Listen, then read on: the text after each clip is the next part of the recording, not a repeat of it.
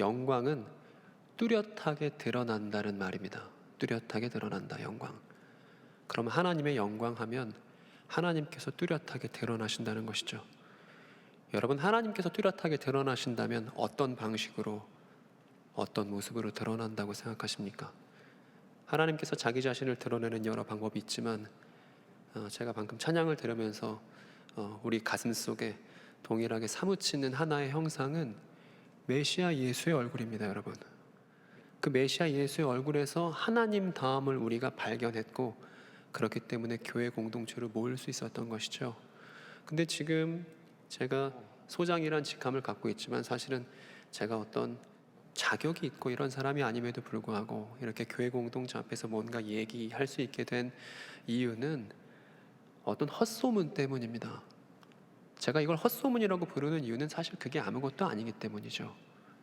근데 그 헛소문이 우리가 사랑하는 한 분 하나님의 얼굴을 일그러뜨려 놓고 있기 때문에 이 일이 너무나 가슴이 아프고, 이 일에 있어서 이 교회 공동체 한 분 하나님의 형상을 사랑하는 우리가 이 일의 방관자가 될 수 없다는 얘기를 시작으로 오늘 이야기에 운을 떼고 싶습니다. 여러분, 만약에 여러분에 관한 헛소문이 이 임운동 지역사회에 돌고 있다면 어떻게 대처하시겠습니까? 여러분, 어떻게 하시겠어요? 만일 그러하다면 일단 그 사람을 욕하기 전에, 일단 그 사람과 거리를 두기 전에, 저 사람 못됐다고 손가락질 하기 전에 일단 우리가 해야 하는 것은 그 소문이 무엇인지를 들어보는 것이죠. 파악하는 것이죠. 이걸 하지 않으면 우리가 적절한 대처를 할 수 없을 겁니다. 그래서 이제 헛소문을 해결하는 상식적인 과정을 생각해 봅시다. 첫 번째는 일단 그 소문의 내용을 파악하는 것이 먼저입니다. 그리고 두 번째로는 그 소문의 내용의 진위가 어떠한지 분석을 해봐야겠죠. 그래서 이게 왜 헛소문인지 근거들을 우리가 나열할 수 있어야 할 것입니다. 그리고 이 헛소문을 듣고 있는 지역사회에 이거 헛소문이라고, 이러이러한 이유 때문에 헛소문이라고 적절하게 알려야겠죠. 그래야만 우리가 잘 대처한 거라 말할 수 있겠죠. 제가 서두에 말씀드렸잖아요. 신천지는 헛소문이라고 말입니다. 그런데 이 헛소문을 대처하는 이 상식적인 과정이 지금 한국교회를 통해서 이루어지지 않았다는 것이 우리가 겪고 있는 아픔입니다. 그러니까 1번조차 되지 않았어요. 소문의 내용을 파악해 봐야 되는데 그 사람들이 어떻게 왜곡하고 있는지를 우리가 알고 있어야 하는데, 그래야만 그 사람들에게 적절한 생각을 달리 해볼 수 있는 기회를 제공할 수 있을 것인데 우리가 그렇게 하지도 않았다는 것입니다. 뭐만 했냐 하면 신천지 교인이랑 같이 있으면 마치 병 걸릴 것처럼 그들과 사회적 거리를 유지하면서 그 사람들이 무슨 질병이 있는 것 마냥 그렇게 거리를 두는 게 능사라고 생각했습니다. 심지어 교회 안에서 어떤 권사님이 신천지 교인이라는 사실이 드러났어요. 그때 교인들의 대처가 어떠했냐면 그 권사님과 손절하는 거죠. 빨리. 그러니까 이런 일들이 교회에 도처에서 벌어졌는데 그 결과 신천지가 코로나 전만 하더라도 20만 명에 육박했습니다. 근데 이건 소문의 당사자인 우리가 헛소문을 제대로 통제하지 못했기 때문, 이것이 반드시 원인 중에 한 가지로 포함되어 있다고 생각합니다. 그러면 이 헛소문에 대해서, 신천지 교육 내용이라는 헛소문에 대해서 교회가 그동안 어떻게 대처하는지를 좀 면밀하게 하나씩 하나씩 점검해 볼 필요가 있습니다. 그들을 향해서 손가락질 하기 전에 우리 자신을 먼저 돌아봐야만 어디서부터 변화해야 되고 어디서부터 달라질 수 있을지 우리가 생각해 볼 수 있을 테니까요. 어떻게 했냐면 제가 방금 말씀드린 것처럼 먼저는 신천지 교인에 대한 두려움 때문에 거리를 뒀습니다. 예컨대 이런 것이죠. 신천지 교인과 내가 마주한다면 내가 무슨 말을 할 수 있지?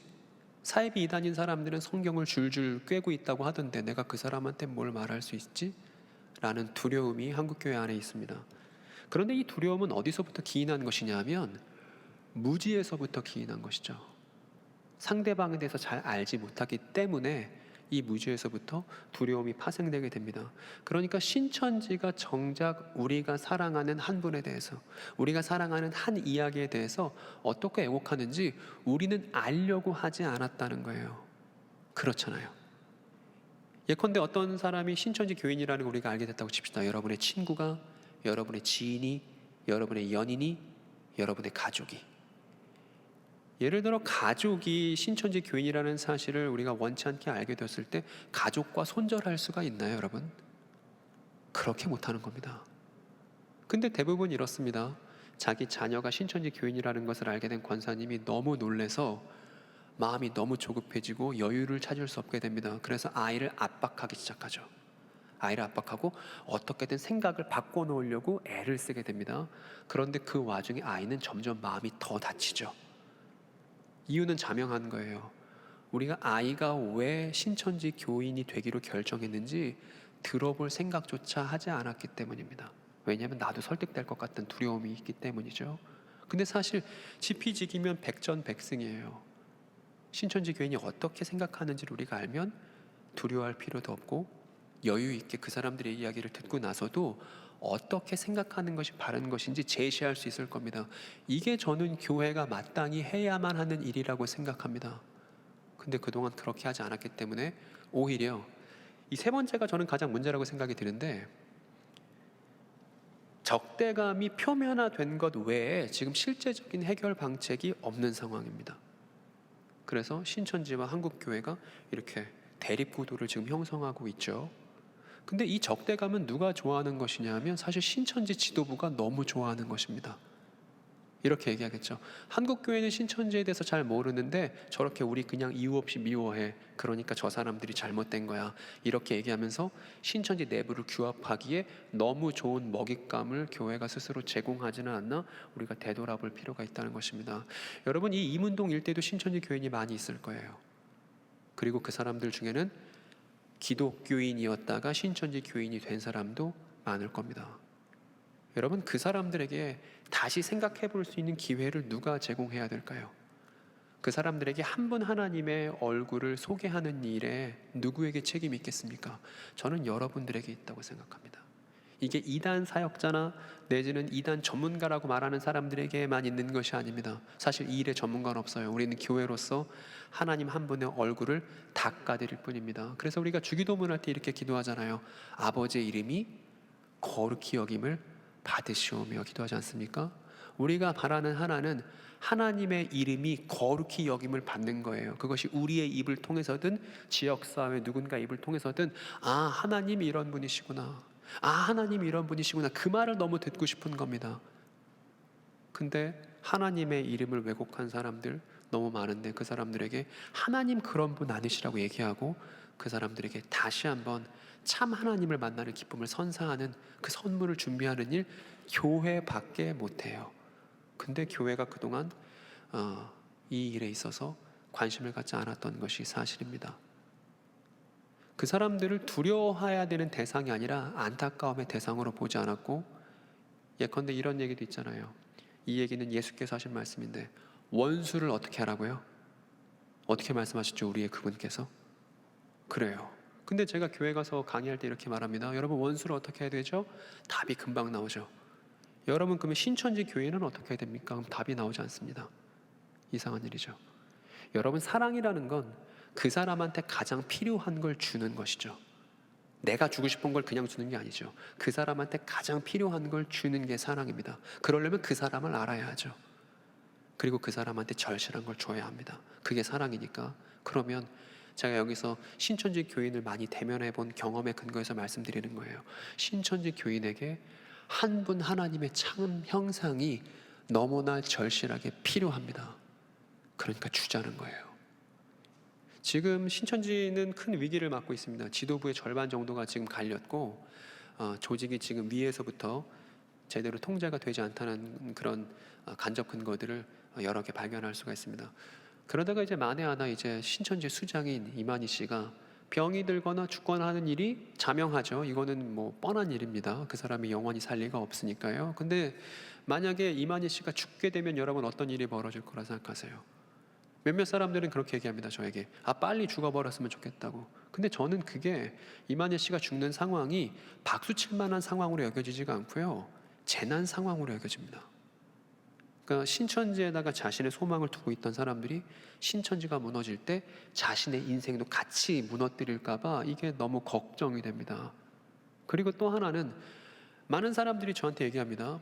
소장님, 신천지 교인들은 탈퇴하고 나서도 교회로 돌아가지 않습니다. 얘기해요.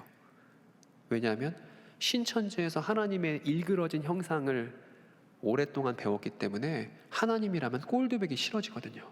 하나님, 성경 뭐 들여다보고 싶지도 않아지는 게 탈퇴자의 솔직한 심정입니다. 근데 제가 그 사람들에게 지금 이 예배를 통해서 선언하는 거예요. 그렇게 되지 않을 거라고.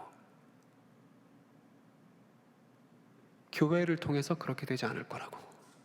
우리가 우리 자신들을 바꿀 거고, 그 사람들에게 한 번 하나님의 형상을 제대로 전달할 거고, 그래서 그 사람들의 갈급하고 뻥 뚫려 있는 마음에 한 번 하나님이 어떤 분이신지 우리가 제대로 소개할 거라고. 한국교회가 그동안 잘못한 거 많지만, 한국교회가 많이 연약했지만, 근데 바꾸고 해낼 거라고 지금 선언하는 거예요. 그러니까 여러분과 제가 동일하게 그리스도의 제자로서 이 일에 참여하셔야 됩니다. 제가 오늘 와서 여기 비전을 봤어요. 삶의 현장을 하나님 나라로 만들자는 겁니다. 그러기 위해서는 여러분들이 신천지 교인들을 잘 알고 그 사람들을 어떻게 도울 수 있을지 실제적인 방법을 모색해야 됩니다. 치유와 회복이 그 사람들에게 필요해요. 왜냐하면 그 사람들이 아프기 때문이죠. 그리고 성장 있는 교회, 신천지 교인이었다가 그 사람들이 다시 하나님의 건실한 백성이 되면 그게 성장 아니겠습니까? 그게 우리 아름다운 유산이 됐으면 좋겠습니다. 대한민국 근현대사 안에서 사이비 이단 문제가 계속 있었습니다. 뭐 전도관, 장막성전, 뭐 JMS, 하나님의 교회, 한국은 이단 수출국이기도 하죠. 대단해요 정말.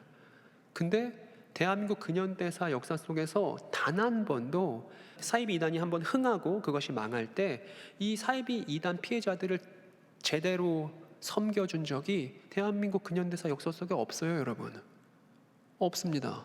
그래서 한번 사이비가 흥했다가 망하면 그 안에 있는 사람들이 그 다음 신생 이단의 마중물 역할을 하게 됩니다. 항상 그래왔습니다. 전도관이 망했을 때 이탈자들이 장막성전을 만들었고요, 호생기돈 이탈자들이 장막성전을 만들었고, 장막성전 망할 때 그게 신천지가 된 겁니다. 그 사람들이 다 그 사람들이었던 거예요. 계보를 따라 내려왔던 겁니다. 그러니까 우리 시대의 과제고 숙제인 겁니다, 여러분.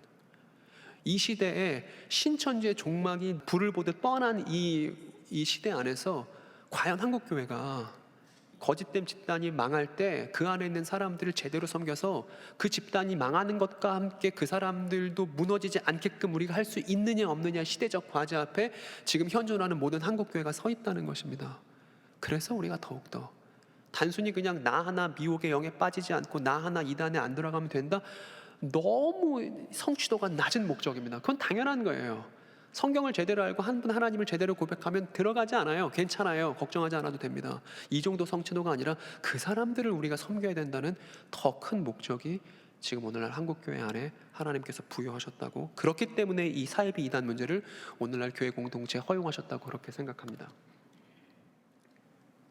그래서 일단 마음을 좀 가라앉히고 신천지 교인의 경험에서부터 하나씩 이해를 해보자는 거예요. 일반인이었던 사람이 내지는 교인이었던 사람이 신천지 교인이 되기까지 일련의 과정이 있습니다. 이만희 씨를 제외한 모든 사람들은 이 과정을 반드시 겪어야만 합니다. 어떤 거냐면 지금 여러분이 눈에 보시는 바로 이 과정을 반드시 겪어야 됩니다. 지금 코로나라서 온라인으로 포섭이 진행되고 있는데 코로나 좀 잠잠해지고 백신 맞으면 저거 반드시 또 할 거예요. 뭐냐 하면 노방이라는 신천지 용어가 있는데 길거리에서 사람들 만나는 거예요. 설문조사하고 뭐 심리 테스트하고 뭐 이러는 겁니다. 그럼 남들한테 거절하는 의사를 제대로 표현할 수 없는 착한 친구들이 끌려가게 됩니다. 끌려가서 세미나에 참여하든지 인터뷰를 하다든지 뭐 이렇게 돼요. 상담을 하게 됩니다. 그러면서 개인정보 다 넘어가죠. 그리고 나서 어떤 단계에 이르냐면, 여러분 혹시 대학생 여러분 카페에서 성경책 펴놓고서 이야기하는 그런 사람들 봤나요? 2명 혹은 3명 정도 카페에서 성경책 펴놓고서 이렇게 이야기하는 사람들. 너무 유감스럽게도 오늘날 한국의 기독 청년들은 카페에서 성경으로 토론하지 않습니다. 그죠? 심지어 목사님 설교 끝나면 이제 설교에 대한 얘기는 거기서 종결된 거잖아요. 교회 문 닫고 나가면 교회에서 말고는 성경 얘기 안 하지 않습니까? 카페에서 성경 펴놓고서 얘기한다? 너무 유감스럽게도 열의 8, 9은 신천지입니다. 그게 복음방이에요. 성경 펴놓고 1:1로 교육하는 것 말입니다. 저 복음방을 제가 요새 집중하고 있고 연구하고 있는데, 왜냐하면 저 복음방 단계가 신천지 포섭에 있어서 처음으로 성경 이야기를 만나는 대목이기 때문입니다. 처음으로 성경 이야기를 저 복음방에서 접하게 됩니다. 그리고 나서 복음방에서 접하고 나서 회유와 설득을 거쳐서 센터라는 신천지 교리 내용을 대단히 긴 시간, 거의 6개월에 걸쳐서 월화목금 밀도 높게 배우는 센터라는 기관으로 넘어가는 거예요. 그런데 그 전에 이미 복음방에서 신천지 성경 내용에 대해서 접할 기회를 갖게 되는 것이죠. 소위 그래서 비유풀이, 신천지 비유풀이가 위험하다 이런 얘기들이 많이 있었습니다만, 비유풀이는 센터에서 배웁니다. 그러니까 비유풀이 위험하다는 거 알아봤자 늦어요. 뭘 알아야 되냐면 신천지 복음방에서 사람들이 어떤 경험을 했는가.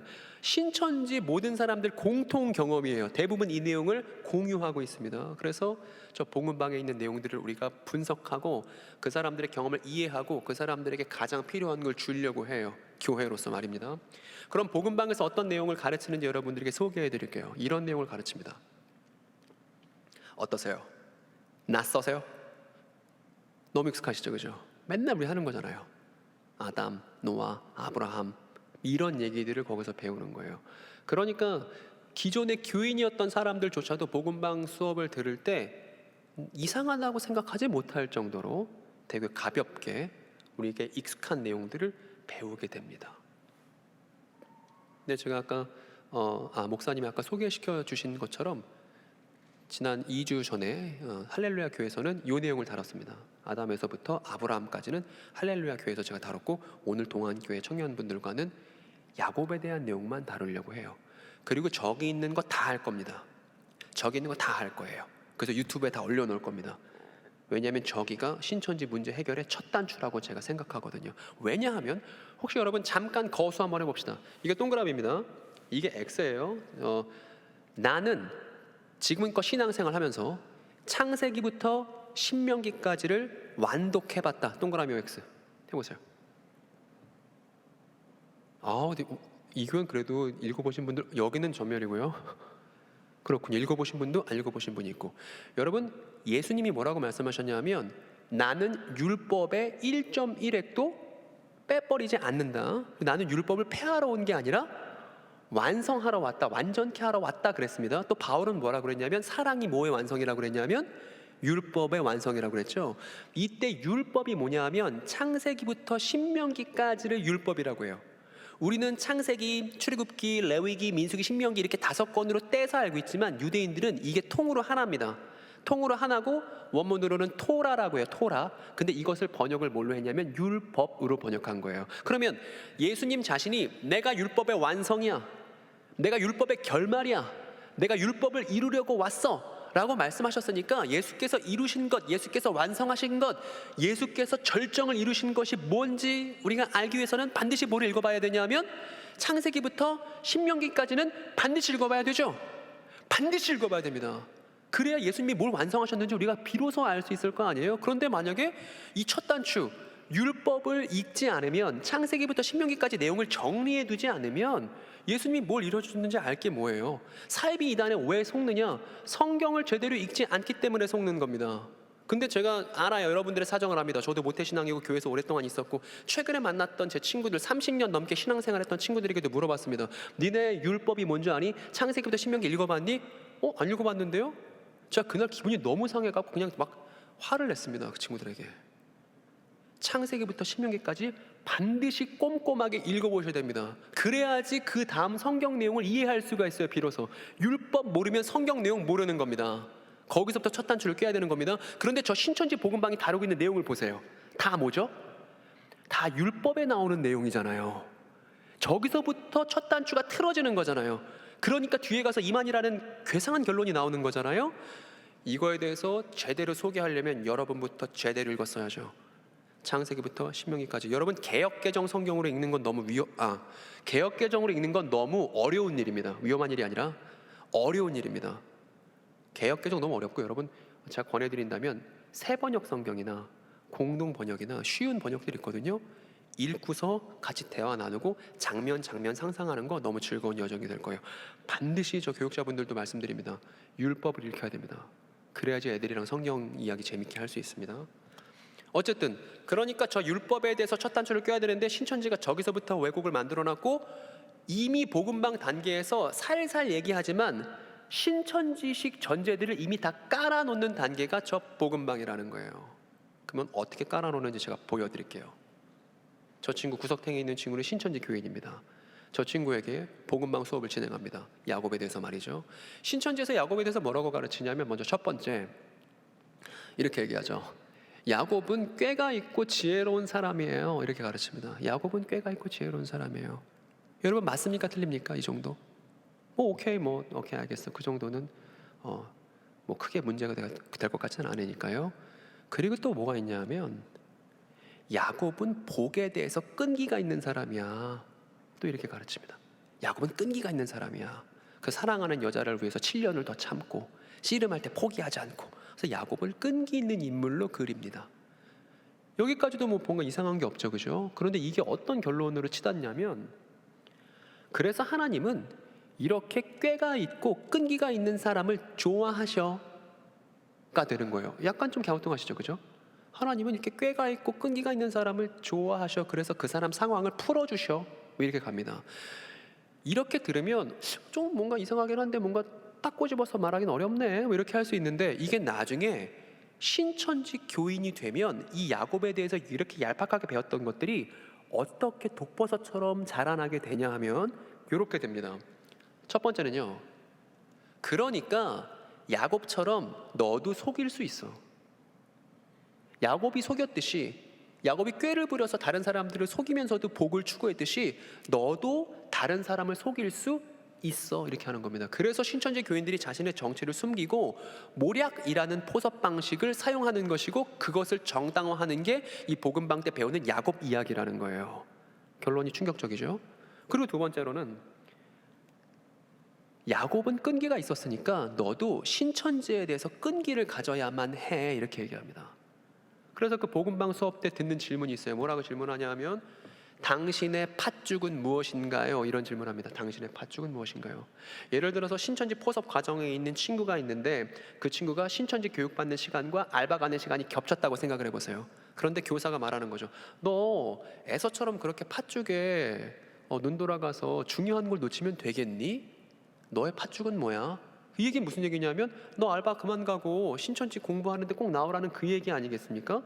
이렇게 끈기의 대상을 뭐로 설정하냐면 신천지를 끈기의 대상으로 삼는데 야곱 이야기를 활용한다는 것입니다. 그리고 결론이 어떻게 되냐면 하나님은 어떤 분이시냐면 이렇게 다른 사람들을 속여서 포섭하고 신천지에 대해서 끈기를 갖고 있는 너를 하나님은 좋아하셔라는 결론으로 향하게 되는 것입니다. 그리고 신천지 안에서 야곱으로 대변되는 인물이 있습니다. 야곱이 나중에 이름이 바뀌잖아요. 뭐로 바뀌죠, 여러분?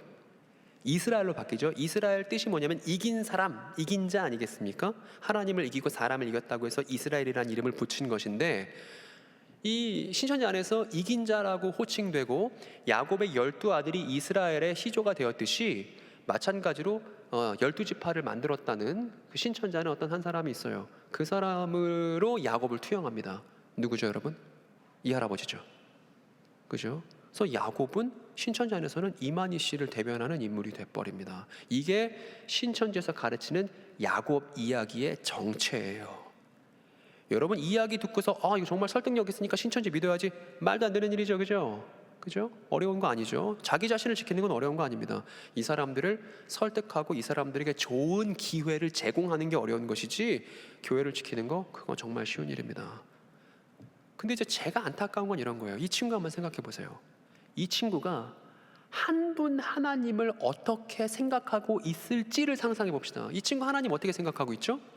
하나님은 신천지의 끈기를 갖고 남아있는 걸 좋게 보시는 하나님이야. 그리고 하나님은 신천지를 위해서라면 남을 속이는 걸 정당화해 주시는 분이 하나님이야. 하나님은 지금 이만희 씨를 통해서 일하시고 있는 하나님이야. 이렇게 하나님을 이해하고 있을 거고 이건 하나님에 대한 명백한 오해죠.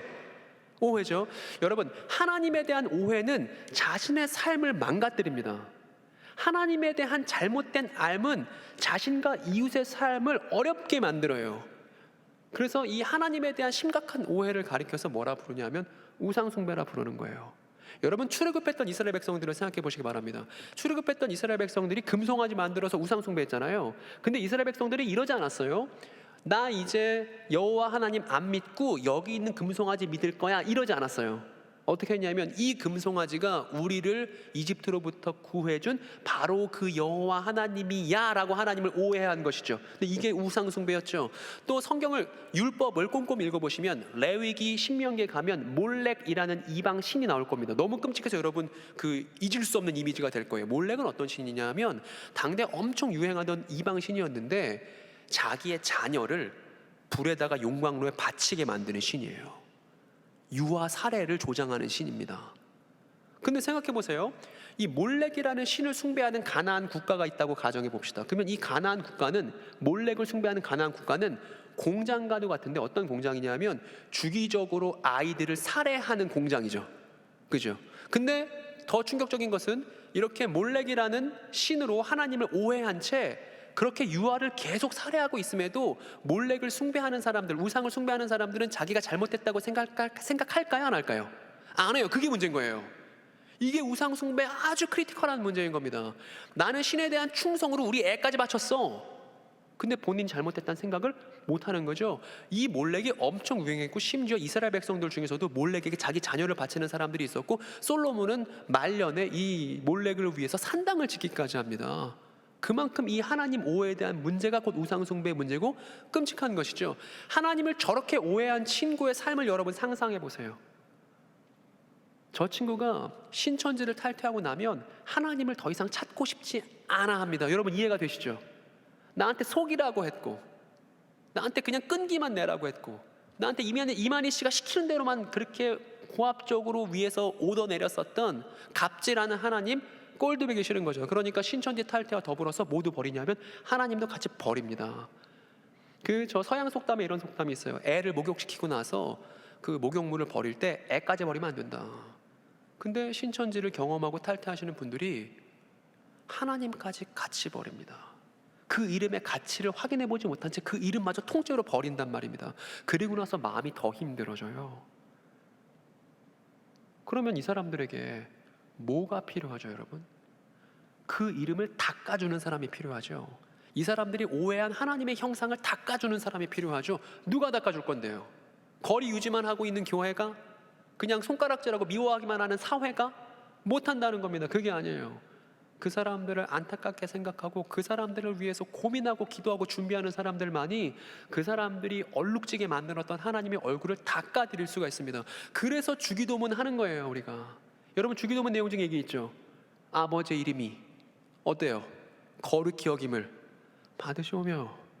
아버지의 이름이 거룩히 여김을 받는 게 우리의 소원이잖아요. 우리의 기도 내용이잖아요. 그래서 믿지 않는 사람들의 입술에서 아 하나님 정말 살아계시구나, 하나님 정말 위대하시구나, 그 얘기 듣는 게 우리의 소원 아니겠습니까? 그래서 신천지 교인들에게 하나님의 형상을 제대로 소개하고 그 사람들이 아 하나님 이런 분이었어요, 아 하나님 이런 분이셨습니까? 그 얘기를 너무 듣고 싶은 거죠. 그리고 사이비 이단이 문제인 것은, 사이비 이단이 문제가 되는 것은 저렇게 하나님의 형상을 왜곡하는 일을 개인적인 일탈 정도가 아니라 조직적으로 벌이고 있기 때문에 사이비 이단이 문제인 거죠. 그것이 우리의 이웃들의 삶을 망칠 것이기 때문에. 여러분 이웃들의 삶을 얼마나 어렵게 하는지는 우리가 코로나 시국을 통해서 충분히 확인했습니다. 함께 서로 신뢰하면서 방역막을 구축해야 되는 이웃관계여야 되는데, 내가 옆집 아저씨를 믿어야 되는데, 옆집 아저씨가 방역 수칙을 잘 지키고 손 잘 씻을 거라고 믿어야만 방역망이 구축되는 거잖아요. 그런데 신천지 교회는 자신의 정체를 숨기고 자신의 동선도 숨깁니다. 그렇게 서로를 이웃 간에 신뢰할 수 없을 때 방역망에 큰 구멍이 뚫린다는 걸 우리가 신천지 사태를 통해서 작년에 알게 된 거잖아요. 그만큼 한 분 하나님에 대해서 제대로 알고 올바른 이웃과 관계를 맺는 게 단순히 종교적인 문제가 아니다. 이것이 사람이 사람답게 살기 위한, 이 사회가 온전하게 운영되기 위해 반드시 필요한 일이 한 분 하나님의 형상이다. 이런 얘기를 할 수가 있는 것입니다. 그러면 이제 천천히 하나씩 신천지의 교리, 그러니까 이 야곱에 관련된 내용이 어떻게 문제가 되는지 제가 요목조목 한번 짚어볼게요. 여러분 잘 들어보세요. 첫 번째, 여러분 그러면 야곱은 무엇을 얻고자 그렇게 끈기를 발휘했던 것일까요? 야곱의 끈기의 대상은 뭘까요? 이 질문 한번 생각해 봅시다. 자, 그림 하나 준비했는데 이거예요, 여러분. 번역은 팥죽으로 돼 있지만 사실은 렌틸콩으로 만든 죽을 말하는 겁니다. 팥죽은 그냥 번역이에요. 실제로 팥을 썼다고 생각하면 안 됩니다. 어쨌든 저런 죽 한 그릇이 있었는데 이 죽 한 그릇 때문에 형제난이 발생했죠. 그 형제 누구냐면 한 놈은 야곱, 빨간 놈은 에서입니다. 이 두 사람 사이에서 어떤 일이 벌어졌냐면 장자권을 얻는 그 투쟁이 벌어졌는데 형 에서 같은 경우에는 장자권 그냥 뭐 별로 관심 없는다고 얘기했고, 동생 야곱은 저 장자권 얻고 싶어서 열망했잖아요. 그럼 여러분 질문 이겁니다. 장자권이 뭐길래요? 장자권이 뭐길래? 왜 이렇게 갖고 싶어해? 단순히 내가 형 이기고 싶다, 내지는 형보다 유산 상속 많이 받고 싶다, 그렇지 않습니다. 장자권에 의미하는 건 그런 게 아니에요. 여러분, 장자권이 어떤 의미인지 아십니까? 여러분, 장자권의 의미를 우리가 살펴보기 전에 한 가지를 꼭 기억해 주세요. 토막낸 이야기는 아무것도 아니에요. 다시 말씀드릴게요. 토막낸 이야기는 아무것도 아니에요. 아무것도 아니에요. 예를 들어볼게요. 다니엘의 세 친구 이야기를 아실 겁니다. 다니엘의 세 친구가 풀무불에서 견뎠다는 얘기 다 알고 있잖아요. 그죠? 우리 초등학생들도 알고 있습니다. 이 얘기를 신천지 교인이 들으면 이렇게 이해할 겁니다. 맞아요. 저도 시련과 역경이 있더라도 신천지 신앙을 지킬게요. 이렇게 하겠죠. 같은 그 다니엘의 그 세 친구가 풀무불에 들어간 이야기를 JMS 교인에게 준다고 생각해 보세요. 그 사람 뭐라고 하겠어요? 저도 역경이 있더라도 JMS 포기 안 할 거, 이럴 거잖아요. 토막낸 이야기는 아무데나 갖다 붙여도 다 말이 됩니다. 그러니까 아무것도 아닌 거예요. 토막낸 이야기 아무것도 아닌 겁니다. 근데 모든 사이비 이단들이 성경을 사용하는 방식, 수법은 어디에 있냐면 이야기를 토막낸다는 데 있어요. 그러면 역으로 우리의 방법은 뭐냐면 그들이 토막냈던 이야기를 다시 앞뒤로 연결시켜주면 되죠. 그죠? 장자권도 그래야만 비밀이 밝혀지겠죠. 장자권 앞뒤로 어떤 이야기가 있는지를 생각해보면 됩니다. 장자권 이야기 앞으로 뭐가 있냐면 하나님께서 아브라함을 찾아오셔서 언약한 내용이 있습니다. 그리고 장자권 뒤로 뭐가 있냐면 이삭이 그 야곱에게 축복해주는 내용이 그 뒤를 잇고 있죠. 근데 여러분, 창세기를 꼼꼼히 읽어보시면, 이 율법을 꼼꼼히 읽어보시면 충격적인 사실을 발견하게 됩니다. 뭘 발견하게 되냐면 아브라함 언약의 내용이랑 이삭이 야곱에게 축복한 내용이랑 똑같아요. 자, 구체적으로 내용을 지금 언급하지 않겠습니다. 지금 제가 시간을 좀 아껴 쓸게요. 내용이 똑같습니다. 즉 하나님께서 아브라함에게 찾아오셔서 하셨던 그 내용이 야곱이 축복받은 바로 그 내용이에요. 이걸 통해서 우리가 뭘 알 수 있냐면 장자권 가진 자에 대한 이삭의 축복 내용은 아브라함의 언약 내용 그대로이기 때문에 이걸 알 수 있죠. 장자권은 그냥 유산 상속 많이 받는 권리 아닙니다. 장자권이 형을 이겨먹겠다는 게 아니에요. 장자권은 야곱에게 있어서 무엇이었냐면 아버지가 받았고 할아버지가 받았던 그 하나님과 맺은 언약에 나도 참여하고 싶고 내가 그걸 계승하고 싶다예요. 즉 뭐에 대한 끈기고 뭐에 대한 열망이냐면 아브라함 언약에 대한 끈기와 열망이었다는 것입니다. 이걸 앞뒤만 보면 대번에 알 수 있어요. 여러분 이해되시죠? 그죠? 좀 더 넓은, 토막낸 걸 좀 더 넓은 범위에서 우리가 확인해 보면 이 아브라함 이야기 앞으로는 창조와 타락 이야기가 있습니다. 그리고 이삭이 야곱 축복해준 내용 뒤로는 야곱의 자녀들 얘기가 나오고요. 그 뒤로는 야곱이 죽기 전에 자녀들을 축복해주는 내용으로 창세기가 끝나요. 여러분, 그럼 우리가 알 수 있습니다. 읽어보지 않고도 알 수 있습니다. 야곱이 자기 자녀들에게 축복을 해줄 때 무슨 내용으로 축복을 해줬을까요? 맞춰보세요. 무슨 내용으로 축복을 해줬을까요? 글씨가 작아서 안 보여도 알 수 있죠. 아브라함 언약 내용 가지고 축복을 해줍니다. 그리고 지금 창조와 타락으로 시작해서 야곱의 죽음으로 맞춰지는 게 창세기 전체예요. 이걸 통해서 우리가 알게 되는 건 아브라함 언약이 창세기의 핵심 주제라는 걸 우리가 확인할 수 있죠. 창세기는 내내 아브라함 언약만 얘기하고 있죠. 그리고 이 아브라함 언약은 성경 전체를 우리가 이해할 때도 핵심적인 주제입니다.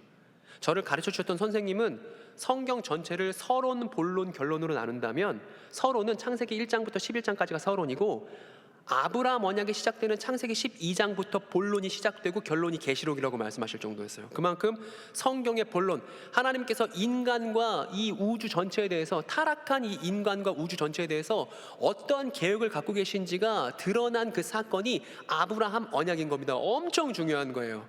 핸드폰 가입할 때 약관 보는 게 중요하고 보험 가입할 때 약관 보는 게 중요하다면 하나님께서 반드시 이행하실, 신실하다는 말의 뜻이 그런 것이죠. 하나님께서 반드시 이행하실 인간과 우주의 운명에 대한 하나님의 구원 방식이 명시된 그 약관이 아브라함 언약인 것입니다. 그러니까 꼼꼼하게 읽고 확인해 봐야 하죠. 번호 붙여서 다 확인해 봐야 됩니다. 그리고 크리스찬은 이 아브라함 언약에 따라서 여러분들이 기독교인 된 거예요. 아브라함 언약에 따라서 예수께서 오신 겁니다. 그래서 마태복음 1장 보면 아브라함의 자손 예수 그리스도라고 얘기하는 거예요. 그러니까 아브라함 언약 모르면 안 되는 것이죠. 그런데 신천지에서는 가르쳐 주지 않아요. 그리고 아브라함 언약을 제대로 이야기하는 순간 신천지 교리는 다 우르르 무너지게 됩니다. 그러니까 아브라함 언약 잘 이해하고 있어야겠죠. 이런 장면을 상상해 볼게요. 옆에 있는 친구는 신천지 현역 친구예요. 그리고 그 반대편에 있는 사람은 동안교회 권사님 1명, 그리고 동안교회 청년 1명 이렇게 있습니다. 만났어요. 만나서 대화를 하게 됐습니다. 낯선 사람 만나는 게 두려웠지만 그 두려움을 극복하고서 만나서 대화를 시작했다고 가정해 봅시다. 신천지 친구가 말해요. 대화 중에 야곱처럼 끈기가 있어야 해요. 이런 얘기를 했어요. 그런데 이제 우리는 그 친구가 야곱을 언급할 때 어떻게 이해하고 있는지를 우리가 알게 됐죠. 그죠? 저 친구가 야곱이 끈기가 있어야 돼요 라고 말하지만 사실은 그 끈기는 신천지에 대한 끈기라는 걸 우리가 이해하게 됐잖아요. 그 친구의 복음방 교육 내용 경험을 통해서. 그러면 저 친구한테 무슨 얘기를 해주는 게 가장 적절할까요, 여러분? 여러분이라면 어떤 얘기를 이 친구에게 해주실 거예요? 다시 만나지 말자? 오늘 즐거웠고 다시 만나지 말자? 어렵지 않죠. 이 친구는 야곱 생각하면서 이만희씨 떠올릴 거 아니에요. 근데 그게 아니라는 걸 일단 책을 펴놓고 그래? 창세기 한번 같이 읽어볼래? 그리고 아브라함 언약부터 쭉 읽으면 되지 않습니까? 장자권이 뭔지 설명해 주면 되지 않습니까? 그 친구가 토막내서 알고 있는 것들을 연결시켜주면 되잖아요. 이건 대단히 막 공부를 많이 해야만 할 수 있는 일은 아니잖아요. 그죠? 어렵지 않다는 겁니다. 두 번째입니다. 여러분, 하나님은 야곱이 그 속이는 꾀를 좋게 보셨을까요? 어떻게 생각하세요? 이 OX 한번 해볼까요? 하나님은 야곱이 속이는 거 좋게 보셨다. 아예 안 좋게 보셨다. OX 해봅시다. 어떻게 생각하세요? 네, 대부분 이제 눈칫밥으로 이제 X일 것이다 라고 이제 판단하신 것이죠. 결론은 우리가 잘 냈는데 그러면 어떤 근거를 드실 건가요? 하나님이 야곱 속이는 거 안 좋아하셨다. 근거가 뭐 있을까요, 여러분? 여기부터가 숙제인 거죠. 여기부터 우리가 성경 본문 꼼꼼히 읽어가면서 이제 근거들을 찾고 제시해 줄 필요가 있는 것이죠. 제가 찾은 거 한번 보여드릴게요, 여러분. 괜찮은지 확인 좀 해주세요. 그냥 읽은 거죠. 별다른 거 없는 거죠. 그냥 읽은 거죠. 신천지 교인들은 성경 직접 읽지 않습니다. 강사가 얘기해 준 그대로 그냥 무비판적으로 수용합니다. 근데 저는 성경 읽는 거 너무 좋아하거든요. 여러분 어플 중에 드라마 바이블이라는 어플이 있습니다. 혹시 아시는 분 계실지 모르겠는데 드라마 바이블 개꿀입니다. 최고예요, 정말. 그 어떤 거냐면 성우들이 나와서 성경 본문을 연기 톤으로 읽어주는 건데 예수님 차임표, 미리암, 조혜련 뭐 이렇게 연예인들도 나와서 읽어주는데 그거 틀어놓고 설거지하고 있으면 정말 행복합니다. 성경 이야기 속에서 설거지하는 느낌, 그 광야를 같이 유랑하다가 이제 밥 먹고서 이제 만나 먹고서 이제 그릇 닦는 느낌 가지고 설거지하게 되는 것이죠. 드라마 바이블 너무 좋은 어플입니다, 여러분. 성경 읽기 너무 어려우면 그냥 틀어놓으세요. 틀어놓고 장면 상상해 보세요. 그 이제 야곱 이야기를 제가 드라마 바이블 들으면서 정리를 막 한 거예요. 너무 재밌게 정리를 했는데 정리를 하다 보니까 제가 그렇구나 이거였는데 라고 발견한 게 있습니다. 뭘 발견했냐면 창세기 25장부터 33장이 이제 야곱 스토리가 이제 진행되는 그런 내용인데 거길 보니까 일단 이놈이 나왔어요. 야곱이에요. 야곱 속이는 사람 맞죠?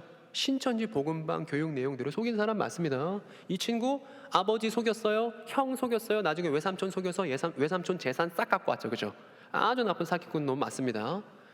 그런데 얘는 어때요, 여러분? 이 친구 에서죠? 에서도 속이는 사람이죠?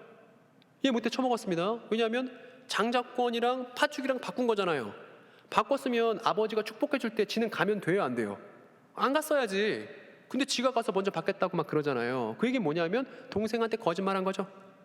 그죠? 아니 내가 저 배고파 죽겠는데 저거 하나 얻어먹고 장자권 준다고 뻥친다고 장자권이 넘어가겠어? 이렇게 생각한 거 아닙니까? 그러니까 얘도 동생을 속여먹은 거죠. 못된 놈이에요. 그리고 얘뿐만 아니라 이 양반도 있습니다. 이 양반 아니군요. 이 분도 있습니다. 이 여성도 있습니다. 누구냐면 주범이요, 주범. 야곱이 형 속이고 아버지 속이게 만들었던 주범입니다. 이 사람이 저 작은 아들 저 부추겨 갖고, 야, 내가 털 붙여줄 테니까 아빠한테 가서 축복 받아라. 나 믿고 그냥 네가 가라.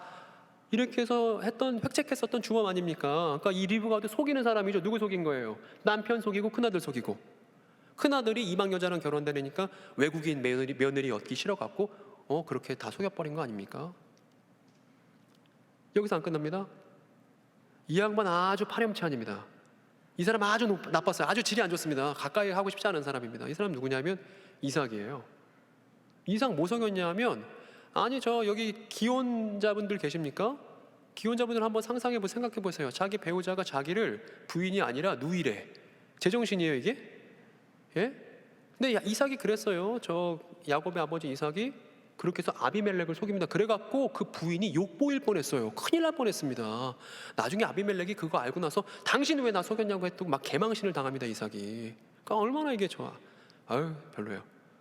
그리고 이 친구 라반인데 외삼촌입니다. 야곱 외삼촌. 이 친구도 야곱 등쳐먹는 사람이죠. 이 사람도 속이는 사람이에요. 그러니까 지금 야곱 이야기를 읽다 보니까 면면에 싹 다 어떤 사람들이에요? 이 가족은 진짜 콩가루죠. 다 속이고 있어요 지금. 제대로 사는 사람이 한 명도 없습니다.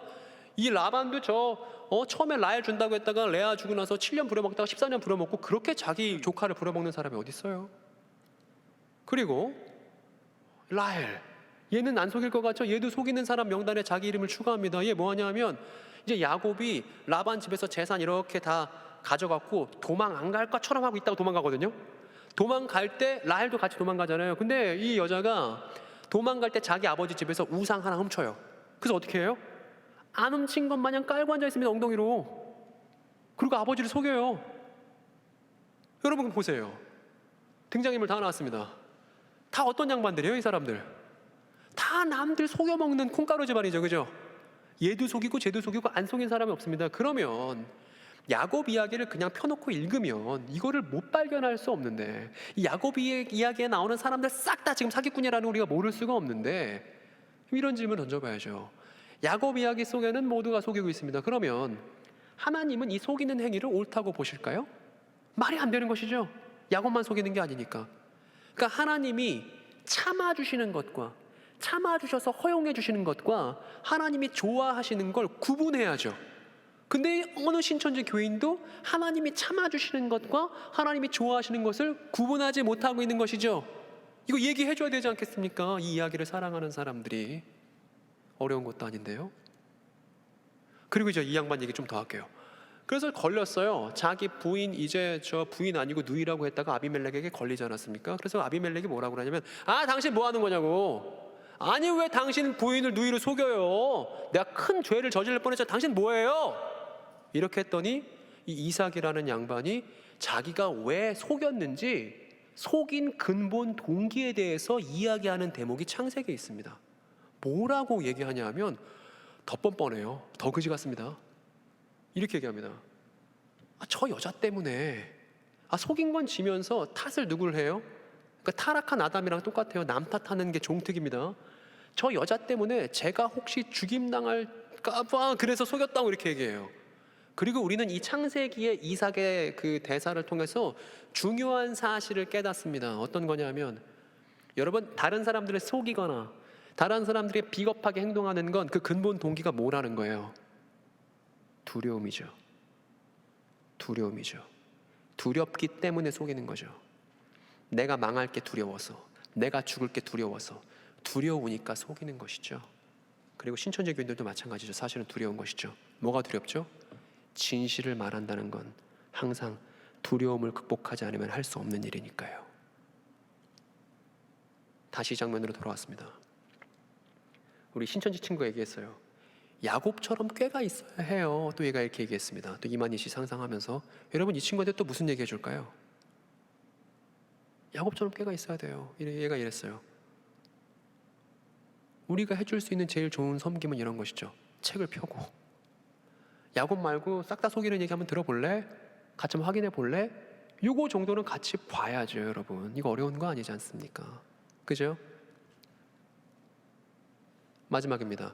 여러분 그러면 이 야곱 이야기 안에서 한 분 하나님은 어떤 분이실까요? 이게 정말 중요한 주제가 되겠죠. 야곱 이야기 안에서 한 분 하나님은 어떤 분이실까요? 속이고 끈기 갖는 거, 남들 속여먹고 신천지에 끈기 갖는 걸 좋아하는 하나님이 아니라면 이 이야기가 정작 보여주고 있는 하나님의 형상은 어떤 것일까? 이런 질문을 던져보자는 것입니다. 지금 여러분이 보고 계신 건 야곱의 대사입니다. 야곱이 이렇게 말했습니다. 저 형 에서의 손에서 건져주세요라고 기도했습니다. 왜냐하면 저 죽을까 봐요. 누구랑 똑같아요? 이삭이랑 똑같죠? 지금 야곱도 자기가 두렵다고 얘기하는 거죠. 우리 아까 배웠던 거 생각해 보세요. 사람이 비겁한 행동을 하는 이유가 두려움이라고 했죠. 지금 이렇게 두려움을 고백한 야곱, 왜 두렵냐면요, 이제 형이 이 야곱을 죽이려고 400명을 끌고서 이제 추격하고 있다는 소식을 종한테 보고를 들었거든요. 덜컥 겁이 나서 기도하고 있는 내용 중에 한 대목을 제가 갖고 온 겁니다.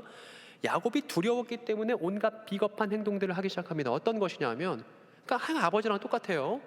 이런 행동을 합니다. 먼저는 라반에게서 잔뜩 갖고 왔었던 그 가축들을 두 패로 나눕니다. 여러분, 이거 두 패로 왜 나누겠습니까, 여러분? 형이 여차해서 한쪽을 공격하면 나머지 한쪽이라도 보전을 하겠다는 거죠. 그러니까 이 위기 속에서도 자기 재산 관리를 지금 하고 있는 그런 모습을 볼 수 있습니다. 그리고 또 뭐하냐면 형을 위해서 뇌물 준비해요. 여차하면 형한테 뇌물 줘서 목숨만은 살아야겠다 이렇게 하고. 그리고 이제 세 번째가 가장 이제 추잡한 짓을 하는데, 어떤 짓을 하냐면 그 도피하는 대열이 있지 않습니까? 가축대가 가고 종들이 가고 자기 가족들이 가잖아요. 일단 자기 앞에다가 가축들 다 보냅니다. 그 앞에다 종들 다 보내요. 그 앞에다가 자기 부인이나 자녀 할 것 없이 자기 앞에 보냅니다. 그리고 자기는 어디에 서냐면 맨 후미에 위치해요.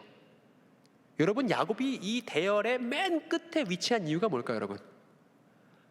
만약에 만에 하나 에서가 공격을 하고 나면 가축들 죽고 자녀들 죽고 종들 죽고 하면 일단 누구는 살겠다는 거예요. 자기 종들과 가족들을 자기의 희생양 삼아서 나는 살아보겠다는 태도가 이 모양이잖아요. 선박이 침몰할 때 가장 먼저 구조해야 되는 사람은 여자와 아이입니다. 근데 이건 거꾸로 지금 행동하고 있는 멋대가리가 하나도 없는 모습을 지금 야곱이 보여주는 것이죠. 그래서 두려움의 공포에 시달리면서 그 후미에서 쫄래쫄래 따라가고 있던 야곱이 근데 변화의 밤을 맞습니다. 변화의 밤을 맞아요. 어디서 맞는지 아세요, 여러분?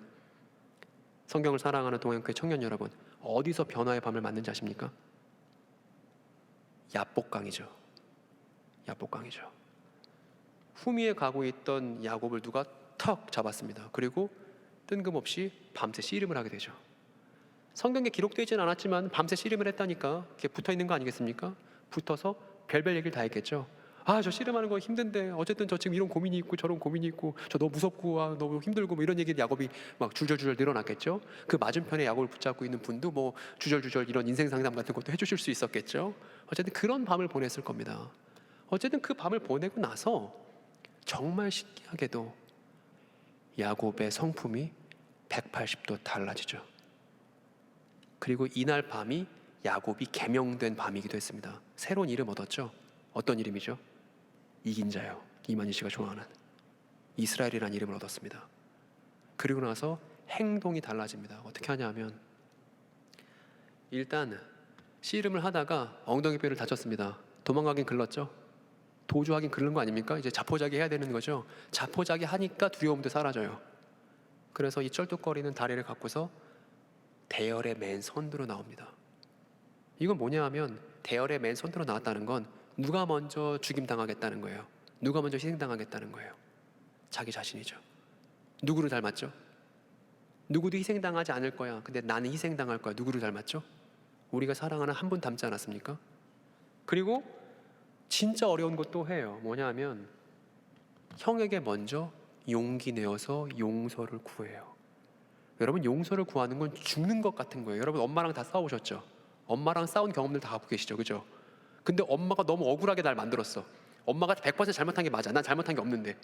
근데 엄마랑 마음 풀고 사과하는 거, 먼저 손 내미는 거 정말 어려운 일이죠. 엄마랑도 어려운 일입니다. 근데 이 용서를 먼저 구하는 걸 이 변화된 이스라엘은 했어요. 그럼 여러분, 이 과정 속에서 사기꾼 야곱이 하나님의 사람다운 이스라엘이 될 때 이 분기점에 누가 계셨습니까, 여러분? 누가 계셨습니까? 제가 그림으로 갖고 왔습니다. 이분이 계셨어요. 이분이에요.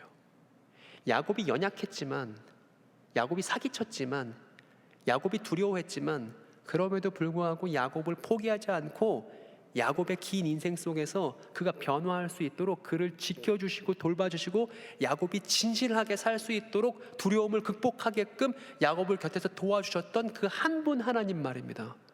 그러니까 야곱 이야기가 보여주는 하나님은 그런 하나님인 거예요. 그리고 이 사건만 그치지 않습니다. 만약에 나중에 우리가 부활해서 야곱을 만나게 된다면 야곱은 반드시 이 사건도 얘기할 거예요. 야곱이 형 에서 속였다가 형한테 죽임 당할 것 같으니까 이제 가출해 갖고 길바닥에 나앉게 생겼잖아요. 그래서 이제 길바닥에서 돌베개 베고 잠을 청하지 않습니까? 그런데 그때 야곱의 꿈에 나타나신 분이 계시죠. 그 꿈이 이랬습니다. 하늘과 땅을 연결하는 사닥다리가 놓였죠. 그래서 이 꿈 때문에 나중에 천국의 계단이라는 드라마가 이걸 패러디한 거예요. 천국의 계단이 야곱의 꿈에 나오는 그 사닥다리 말하는 겁니다. 하늘과 땅이 연결되는 사다리. 그리고 그 사다리의 한 가운데서 하나님께서 말씀하세요. 여러분 뭐 말씀하셨게요? 야곱의 꿈에 나타나서, 집 떠나서 지금 외로운 야곱의 꿈에 나타나셔서 하나님이 그 사닥다리 한 가운데서 뭐 말씀하셨게요? 아브라함 언약을 말씀하십니다. 충격적이죠? 아브라함 언약을 말씀하세요. 그만큼 이 아브라함 언약이 중심적이고 핵심적이에요. 여기 계시잖아요. 그리고 지금 우리가 야곱 이야기에서 발견했던 한 분 하나님의 모습은 누군가를 대단히 많이 닮아있죠. 우리가 알고 있는 한 분을 대단히 많이 닮아있죠.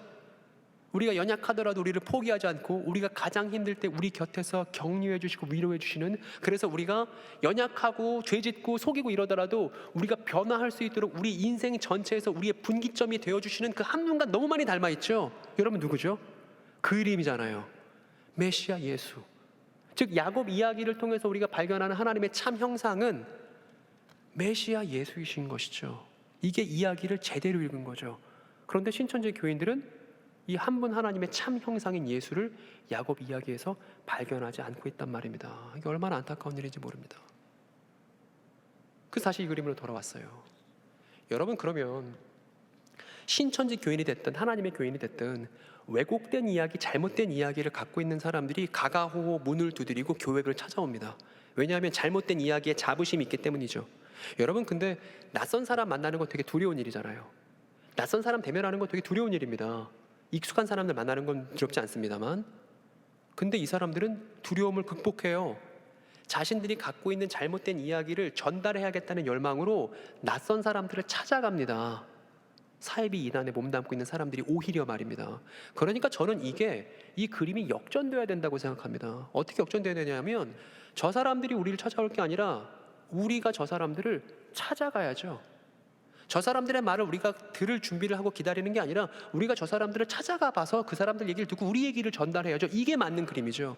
우리가 갖고 있는 이야기의 탁월함이나 우리가 갖고 있는 믿음의 진실성이나 우리가 갖고 있는 한 분 하나님의 참 형상을 생각한다면 우리가 가야지 우리가 그 사람들을 맞이하면 되겠습니까? 그런데 한국교회가 그동안 이야기에 충실하지 않았고 그들을 이해하지 않았고 소극적이었기 때문에 그 사람들이 오는 걸 받아줄 수밖에 없었고 오는 것조차 싫어했단 말입니다. 그래서 신천지에 아웃스티커 붙여놓고 아무도 못 들어오게 하잖아요. 이거는 제가 볼 땐 예수님이라면 스티커 안 붙였을 것 같아요.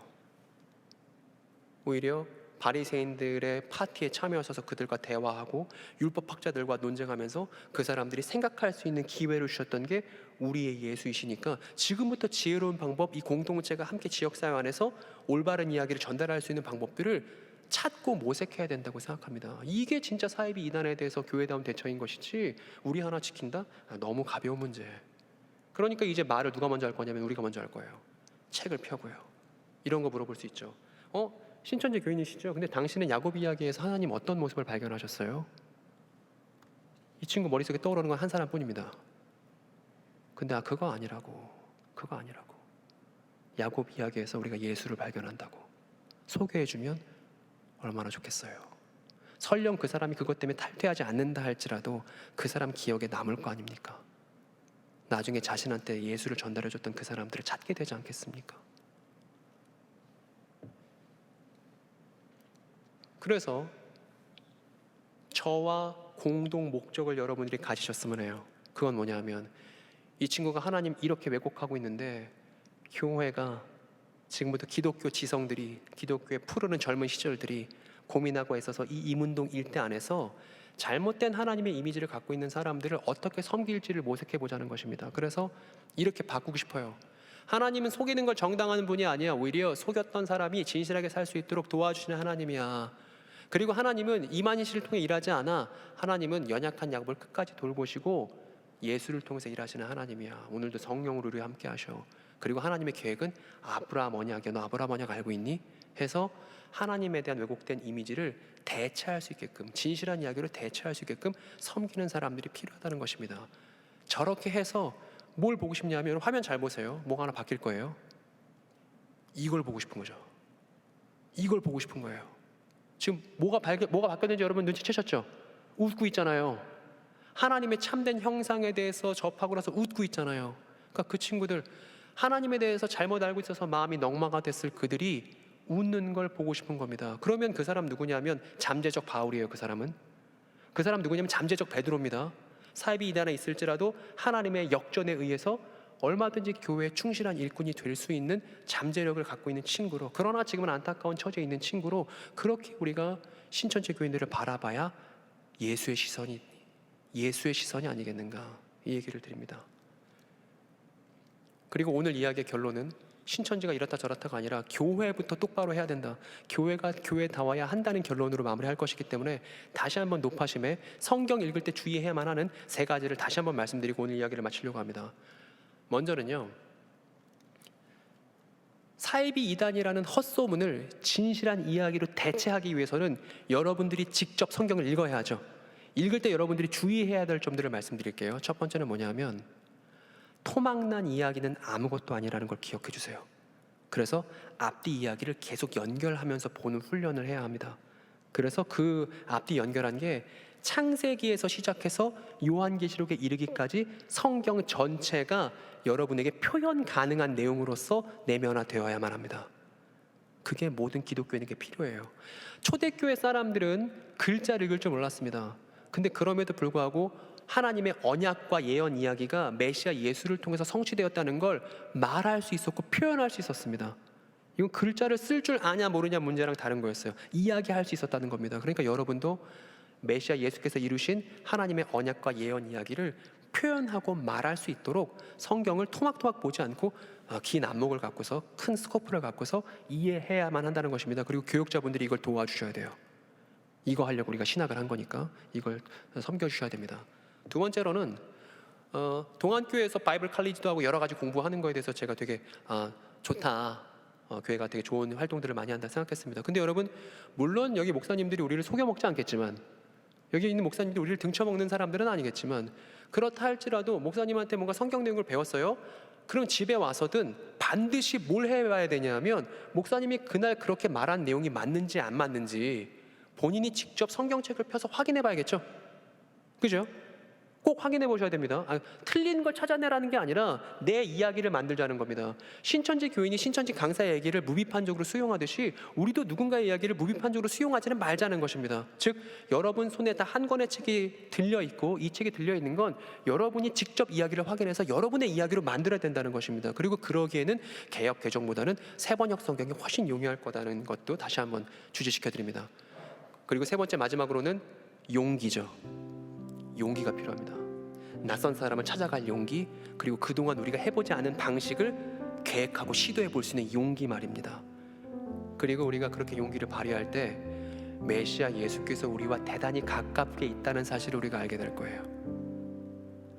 지금도 신천지 교인을 만날 때 제 마음이 되게 많이 떨립니다. 만나러 가면 오늘 무슨 얘기하죠? 오늘 실수하는 거 아닌가요? 막 오만 생각이 막 다 듭니다. 근데 그 애매모호한 상황이 제가 예수와 동행하는 시간이더라고요. 그래서 여러분도 낯선 사람, 그리고 낯선 계획, 낯선 방법이지만 그것이 예수에게 합당한 것이라면 용기를 내어 감행하세요. 그게 여러분과 예수님이 함께 추억을 만들고 우리의 긴 인생사 속에서 나중에 이제 예수께서 다시 나타나시면 지난 일을 회고하면서 주님이랑 이런 일도 했었죠, 저런 일도 했었죠, 마치 사진첩을 돌아보듯이 주님과 함께 모험했었던 추억들이 여러분들에게 켜켜이 많은 이야기들이 쌓여 있었으면 좋겠습니다. 기도하겠습니다.